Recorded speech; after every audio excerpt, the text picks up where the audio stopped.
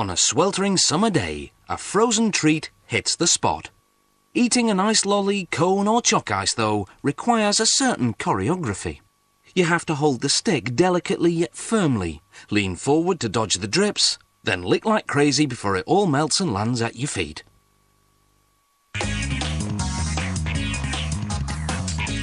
The outer shell of these ice cream-filled lollies starts with a transparent base, made of water, liquid sugar, corn syrup, citric acid and a stabilizer.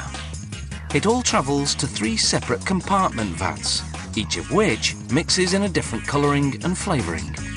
This company produces 3 flavours: strawberry, orange and blue raspberry. Each compartment vat pumps its flavour to a machine called the filling hopper.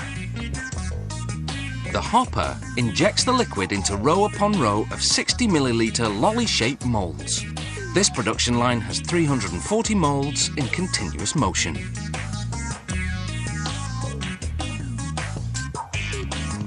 The moulds descend into a tank of brine, water chilled to -35 degrees Celsius, mixed with calcium.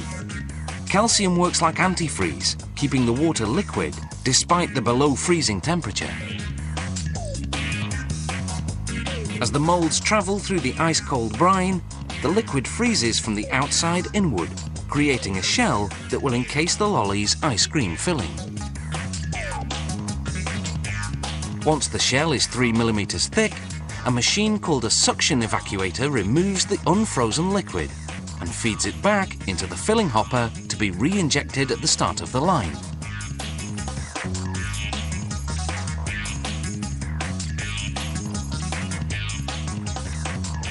The shells are now empty and ready for filling.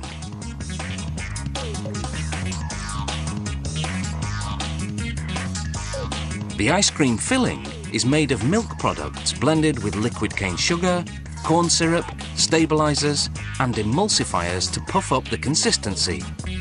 The factory pasteurizes the mixture, heating it for 35 seconds at 80 degrees Celsius, then freezing it.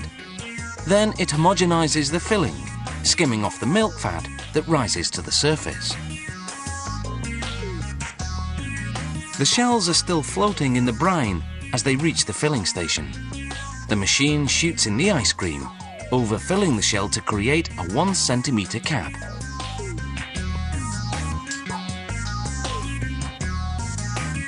The ice cream begins to harden in the cold brine. Once it reaches a semi-frozen state, a machine appropriately called the stick inserter places a wooden stick into each mould.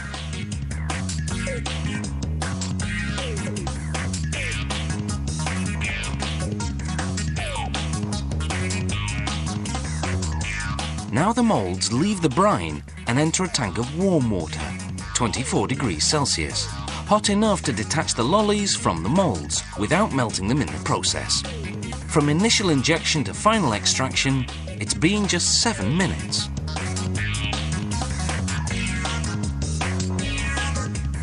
The machine now dips the lollies in cold water to produce a protective coating of ice. This will keep the surface from sticking to the wrapper. It will also lengthen the product's shelf life. The machine deposits the lolly into a continuous stream of paper wrapping. Heating elements seal the wrapper on the top and in between. Then a slicer cuts them apart. The empty moulds go through an automatic wash and rinse cycle on their way back to the start of the line. These moulds are for making chocolate fudge bars. The production process is the same, except that the shell is fudge flavoured, made from milk solids and chocolate powder.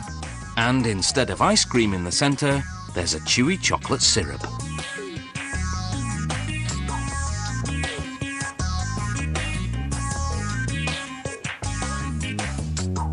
The factory stamps the packaging for all its frozen treats with the production date and other information.